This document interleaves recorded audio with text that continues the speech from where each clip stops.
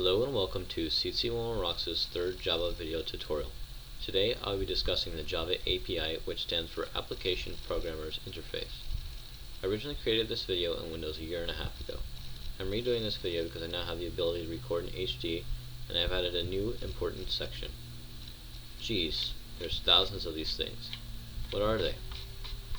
As we can see from the top here, they're classes. We're making classes.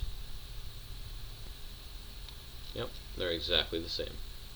We can use these classes because their access modifiers are public, just like ours.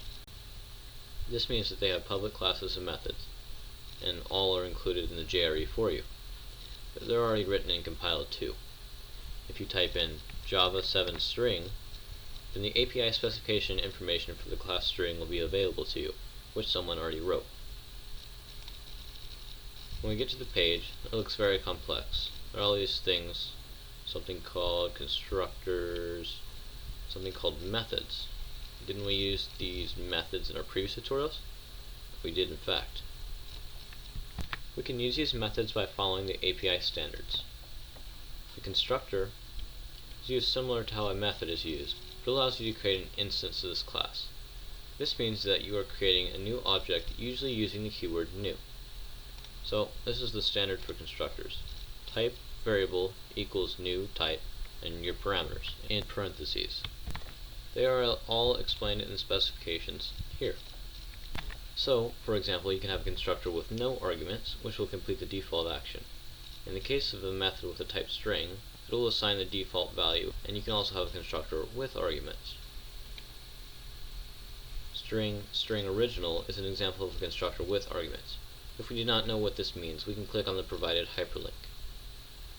So here we get some information that says initializes a newly created string object so that it represents the same sequence of characters in the argument. In other words, the newly created string is a copy of the argument string. Unless an explicit copy of original is needed, use of this constructor is unnecessary since strings are immutable.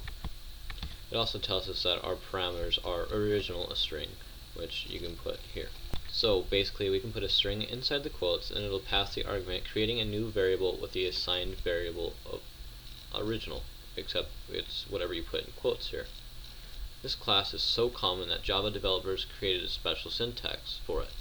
For a few basic types such as int, which is short for integer, string, and double, which is another math function, a constructor is not explicitly needed, although we can still use them. We can skip the constructor for the string as is a special type. However, this is not true for other types. This is only true for strings because it is very commonly used. Constructor with no arguments. So this is the type. The variable is named type equals new string, and we have no arguments in the parameter. So this is found in the API here. And there you go. This is the constructor I'm using. So this is now assigned type, and it even tells you that it's not going to give you anything. So it's assigned to.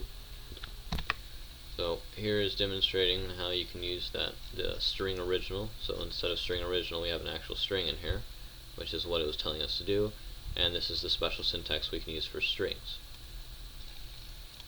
So you can only do this for type string, int, and a couple other ones. So for now, try to stick to the constructors that are located in the API until you know what they are.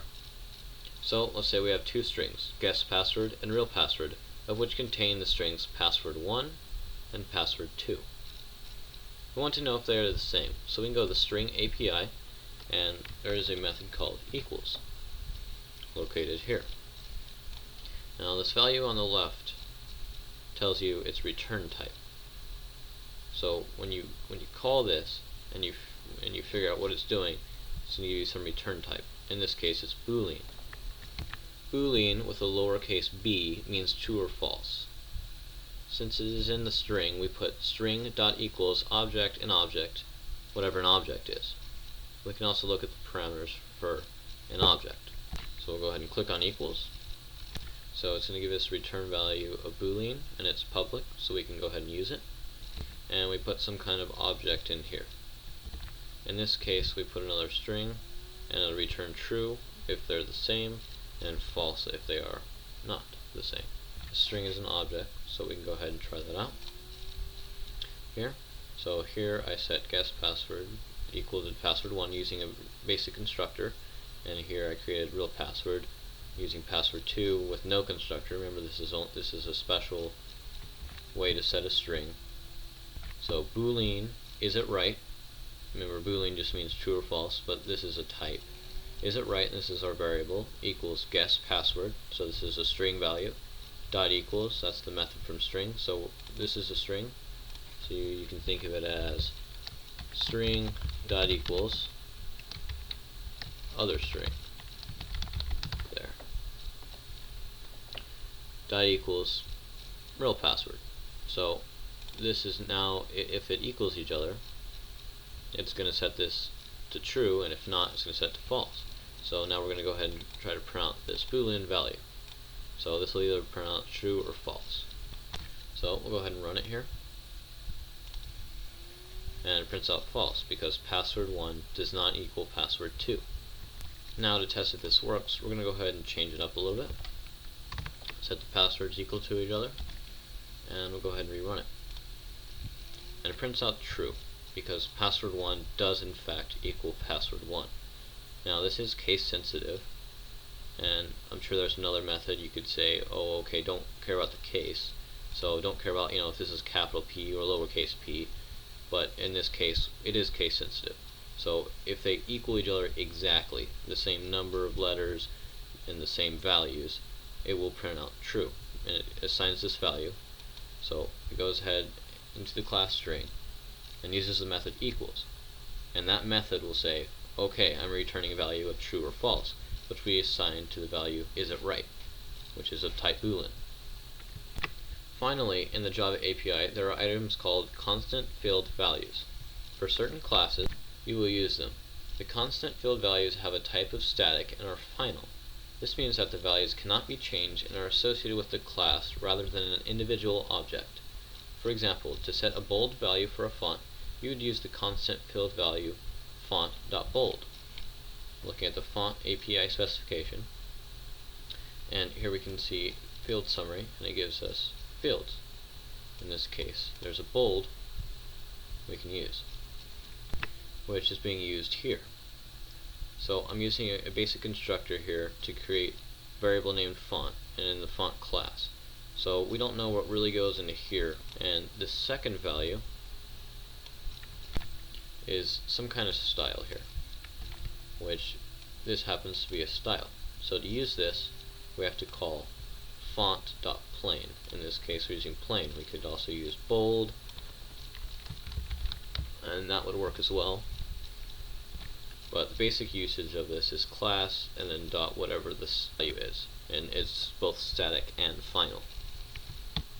Another use of this, it would be to get the value of pi. For example, math.pi. So here's the math class and the Java API, and here we have a static field called pi.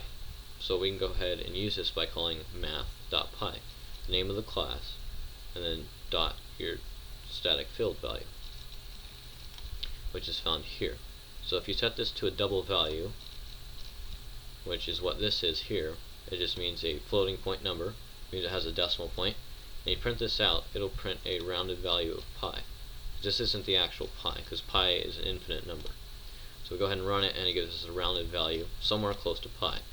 Two examples: we can use it for fonts, we can use it in the math class, and there's plenty of other classes you can use it in. So this was the very basics on how to use the Java API. In the next video, I'll be discussing the 8 primitive data types such as boolean, int, and double, all found throughout this. I hope you enjoyed the video.